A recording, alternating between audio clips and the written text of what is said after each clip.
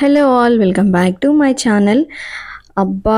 Video open చేయంగానే నోరూరిపోతుంది కదండీ. So ఈ కోడిగుడ్లు ఎండు చేపల కూర రెసిపీ నేను ఈరోజు మీతో అందరితో షేర్ చేసుకోబోతున్నాను. సో యాక్చువల్గా యూట్యూబ్లో చాలా ఉంటాయి.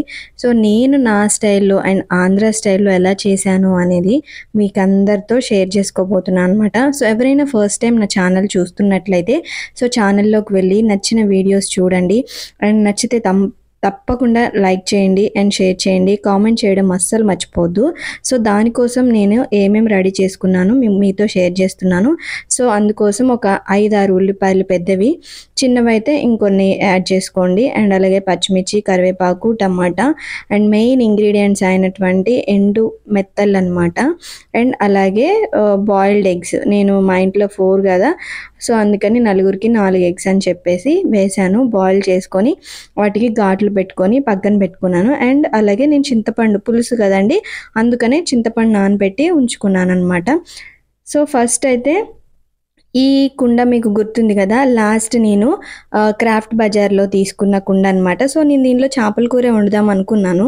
సో చేపలు దొరకడం లేదు, ఫ్రెష్వి దొరికితే చేద్దామని చూస్తున్నాను. సో అంతలోపు ఈ రెసిపీ అయితే మీతో షేర్ చేసుకుంటున్నాను అనమాట. సో ఈ మట్టి కుండలోనే చేద్దామని చెప్పి ఫస్ట్గా నేను ఆయిల్ వేసేసుకొని ఫస్ట్ ఏం చేయాలంటే ఈ ఎండు మెత్తలు అనేవి వేడి నీళ్ళల్లో వేసి బాగా కడుక్కోవాలి. ఎందుకంటే వాటికి ఇసుక ఉంటుంది, అలాగే అదంతా కూడా పోతుంది కాబట్టి. సో వేడి నీళ్ళలో కడుక్కున్న తర్వాత మనం ఆయిల్లో ఫ్రై చేసుకోవాలి. ఫ్రై చేసుకోకపోతే కొంచెం పచ్చిగా ఉండి కొంచెం స్మెల్ వస్తూ ఉంటాయి అన్నమాట. సో అందుకని ముందుగా మనం ఆయిల్ వేడి చేసేసుకుని అందులో ఇట్లా లైట్గా కొంచెం వేయించుకోవాలి. మరీ వేయించుకుంటే మొత్తం విడిపోయి మొత్తం కూర అంతా కూడా స్ప్రెడ్ అయిపోతుంది అనమాట. సో ఈ విధంగా వీడియోలో చూపించిన విధంగా ఫ్రై చేసేసుకొని పక్కన పెట్టేసుకోండి. సో అదే ఆయిల్లో మనం ముందుగా బాయిల్ చేసుకున్న ఎగ్స్ ఉన్నాయి కదా, ఆ బాయిల్డ్ ఎగ్స్ కూడా మనము ఫ్రై చేసేసుకోవాలన్నమాట. సో మీరు అవసరం లేదు డైరెక్ట్గా వేసేసుకోవాలి అనుకున్న వాళ్ళు, ఫ్రై చేసుకోవడం ఇష్టం లేని వాళ్ళు డైరెక్ట్గానే వేసేసుకోవచ్చు. సో నాకైతే ఫ్రై చేసి వేసుకోవడం ఇష్టం కాబట్టి సో కొంచెం లైట్గా పసుపు వేసి వాటిని ఫ్రై చేస్తున్నాను అనమాట. సో ఈ రెసిపీ అయితే నాకు చాలా ఇష్టం అండ్ నా ఫేవరెట్ కర్రీ కూడా. అండ్ ఇది మా ఆంధ్ర స్టైల్లో అయితే మేము ఇలాగే చేస్తాం. సో మీకు ఎలా అంటే చాలా మంది ఒక్కొక్కరు ఒక్కొక్క రకంగా చేస్తుంటారు కదా, సో నేనైతే ఈ విధంగా చేస్తున్నాను అనమాట. సో మీరందరూ చూసిన తర్వాత మీకు ఎలా అనిపించింది అనేది నాకు కామెంట్లో చెప్పడం అస్సలు మర్చిపోకండి. సో ఈ విధంగా బాయిల్డ్ ఎగ్స్ అనేవి కూడా మనం వేయించేసుకొని పక్కన పెట్టేసుకోవాలి. సో ఇదే ఆయిల్లో మనం ముందుగా కట్ చేసి పెట్టుకున్న ఆనియన్స్ అన్నీ కూడా వేసేసుకోవాలన్నమాట.